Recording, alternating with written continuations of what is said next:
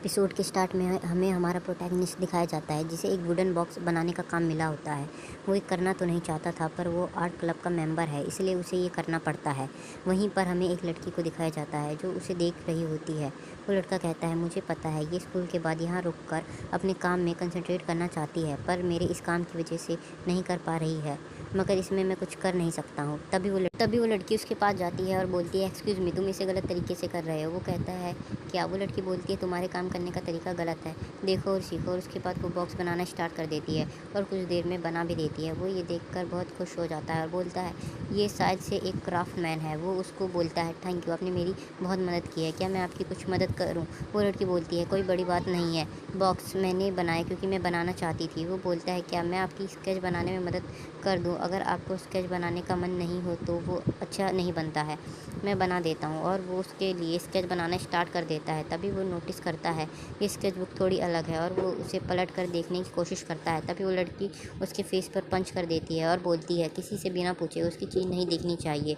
और वो वहाँ से भाग कर चली जाती है। उस लड़की को कुछ समझ नहीं आता है। तभी टीचर वहाँ आ जाता है और उसे बॉक्स बनाने के लिए थैंक यू बोलता है। तभी सीन उस लड़की की तरफ शिफ्ट होता है। वो अपनी स्केच बुक के पीछे अपनी स्केच को देखकर शर्मा रही होती है और ये चैप्टर यहीं एंड हो जाता है। एपिसोड के स्टार्ट में हमें हमारा प्रोटैगनिस्ट दिखाया जाता है जो आर्ट क्लब में स्केच बना रहा होता है और वहीं पर वो लड़की भी होती है, मगर वहाँ पर शोर की वजह से वो ड्रॉ नहीं कर पा रही होती है। तभी वो लड़का उसके पास जाकर कल के लिए माफ़ी मांगता है और बोलता है कि सेंसे यहाँ पर नहीं है, अगर आपको कोई दिक्कत हो तो मुझे बता सकती हो, मैं आर्ट क्लब का प्रेसिडेंट हूँ। वो लड़की बोलती है, तुम मेरी स्केच पर हंसोगे? वो लड़का कहता है, नहीं, मैं नहीं हंसूंगा, मैं कल भी नहीं हंसा था, तुम्हारी ड्राइंग इतनी बुरी भी नहीं है। वो कहती है, सच में?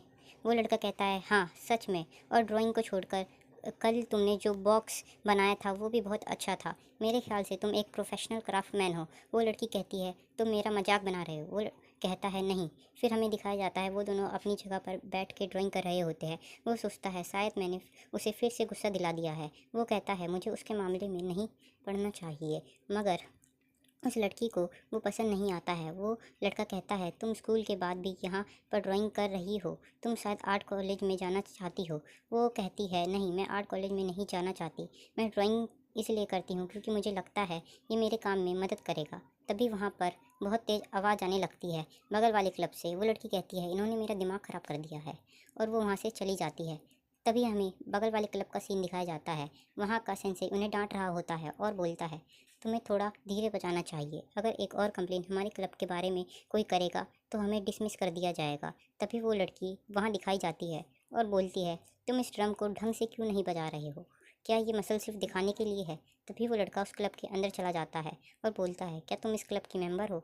वो कहती है, नहीं, मैं इस ड्रम से बस अच्छा साउंड सुनना चाहती हूँ क्योंकि ये ड्रम मैंने बनाया है। वो सोचता है, अच्छा ये एक ड्रम मेकर भी है, मगर मेरे पास इतना टाइम नहीं है कि मैं इस मामले में पढ़ूँ, मगर मैं इसकी सीरियस चेहरे से अपनी नज़रें नहीं हटा पा रहा हूँ। और ये यहीं पर चैप्टर एंड हो जाता है। एपिसोड के स्टार्ट में फिर से उसी लड़के को दिखाया जाता है और वो आर्ट क्लब में ड्राइंग कर रहा होता है और वहीं पे वो लड़की भी होती है और वो फिर से स्केच नहीं बना पा रही होती है।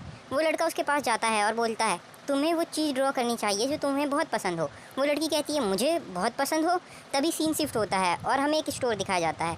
वो दोनों उस स्टोर के बाहर खड़े होते हैं। लड़का बोर्ड पढ़ता है और बोलता है, एक ड्रम शॉप, प्लीज़ ये मत बोलना ये तुम्हारी जगह है। तभी वो लड़की बोलती है, मैं घर आ गई। वो लड़का भी गेट से अंदर देखने की कोशिश करता है। तभी फ़ोन रिंग होती है। वो लड़की फ़ोन पिक करती है और बात करने के बाद उस लड़के को बोलती है, सॉरी, आज मैं ड्राइंग नहीं कर पाऊँगी, हम किसी और दिन ड्राइंग करेंगे। और वो अपनी ड्रेस चेंज करके ड्रम बनाना स्टार्ट कर देती है। वो लड़का कहता है, क्या मैं ये देख सकता हूँ? मुझे रोज़ रोज़ देखने को नहीं मिलता है। वो लड़की कहती है, हाँ देख सकते हो, पीछे चेयर पे जाकर बैठ जाओ। और फिर वो लड़की ड्रम बनाना स्टार्ट कर देती है और वो लड़का पीछे खड़े होकर उसका स्केच बनाने लगता है।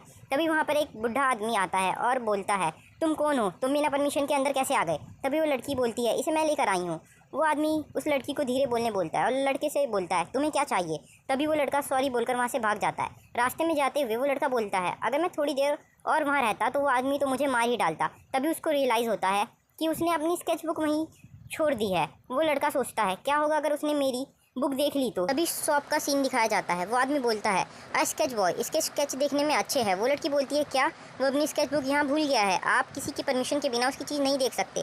तभी नेक्स्ट डे का सीन दिखाया जाता है। वो लड़का आर्ट रूम में बैठकर सोच रहा होता है, सब कुछ ख़त्म हो गया, मैंने बस छुपकर उसकी ड्राइंग ही नहीं बनाई, घर पहुंचकर भी उसकी स्केच बनाई। जब वो उसे देखेगी तो वो मेरे बारे में क्या सोचेगी? नहीं, क्या पता वो स्केच बुक के अंदर ना देखे और बिना ओपन किए ही स्केच बुक रिटर्न कर दे। फिर वो आर्ट क्लब से जा रहा होता है और उसी के बारे में सोच रहा होता है। तभी वो लड़की उसके सामने आ जाती है। वो मन में सोचता है ये बहुत अपसेट दिख रही है। वो बोलता है थैंक यू, तुम मेरी स्केच बुक रिटर्न करने आ गई। तभी वो लड़की कहती है क्या मैं एक पिक्चर ले सकती हूँ? क्या मैं तुम्हारी स्केच की पिक्चर ले सकती हूँ? वो कहता है क्या? वो लड़की कहती है मुझे स्केचेस के बारे में इतना तो नहीं पता, मगर मुझे तुम्हारी ड्राइंग बहुत अच्छी लगी, मगर ये स्केच तुम्हारे लिए इम्पोर्टेंट होगी, तुम हाँ नहीं बोलोगे। तभी वो लड़का बोलता है तुम ले सकती हो, मैं तुम्हें अपनी स्केच बुक दे दूँगा और अगर तुम चाहो तो मैं तुम्हारे लिए और ड्रॉ भी कर सकता हूँ। वो बोलता है मेरा नाम शिंतारो इबुकी है। वेल, ये बहुत लेट हो गया इंट्रोडक्शन के लिए। वो लड़की बोलती है मेरा नाम क्योको सुगिसाकी है। हाँ, ये बहुत लेट हो गया इंट्रोडक्शन के लिए। और यहीं पे चैप्टर एंड हो जाता है। एपिसोड के स्टार्ट में इबुकी अपने फ्रेंड से बात कर रहा होता है। उसका फ्रेंड बोलता है तुम एक हफ्ते से एक दूसरे से नहीं मिले। इबुकी कहता है हाँ, वो अपनी फैमिली बिजनेस में बिजी है। उसका फ्रेंड बोलता है क्या वो तुम्हें पसंद करती है?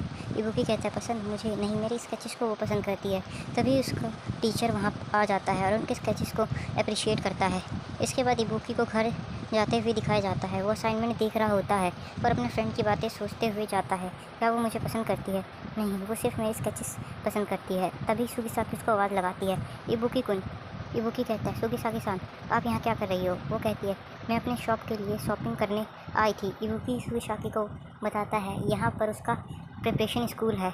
इबुकी मन में कहता है फाइनली हम एक दूसरे से मिल गए। सुगिसाकी-सान पिछले हफ्ते से काफ़ी शांत लग रही हैं। तभी सुगिसाकी कहती है यहाँ सबवे है, मैं जा रही हूँ, मेरे पास एक टिकट है, मुझे इसमें इंटरेस्ट नहीं है तो तुम इसे ले सकते हो एज थैंक यू गिफ्ट तुम्हारी स्केच बुक के बदले। इबुकी कहता है मगर तुमने तो बस स्केच बुक की पिक्चर क्लिक करी थी। वो कहती है हाँ, उसी के लिए थैंक यू गिफ्ट। वो मन में कहता है सिर्फ एक टिकट। वो कहता है थैंक यू, मैं वीकेंड को चला जाऊँगा। सुगिसाकी थोड़ा अपसेट दिखती है और बोलती है ठीक है, स्कूल में मिलेंगे, और वो चली जाती है स्टेशन की तरफ। वो थोड़ा डिसअपॉइंट होता है। तभी वो स्टोर के पास पहुंच जाता है जिससे सुगिसाकी ने शॉपिंग की होती है। वो कहता है ये स्टोर तो पीछे है, तो वो आगे चलकर क्यों आई थी? तभी उसके पास उसके टीचर का कॉल आता है। उसका टीचर बोलता है सुगिसाकी तुम्हारे प्रिपरेशन स्कूल का एड्रेस पूछ रही थी तो मैंने उसे बता दिया। वो सही एड्रेस था ना? कहीं मैंने गलत तो नहीं बता दिया? इबुकी कहता है नहीं, सही एड्रेस था। और टीचर का फ़ोन रखने के बाद वो भागकर स्टेशन की तरफ जाता है जहाँ सुगिसाकी भी होती है। वो दोनों आमने सामने आ जाते हैं। इबुकी सुगिसाकी से कुछ बोलता है मगर ट्रेन की आवाज़ से उसकी आवाज़ नहीं सुनाई देती। तभी वो तेज़ चिल्लाकर बोलता है क्या तुम भी मेरे साथ एग्जीबिशन देखने चलोगी? सभी लोग उन्हें देखने लगते हैं और फिर सुगिसाकी कहती है ठीक है, और यहीं पर चैप्टर एंड हो जाता है।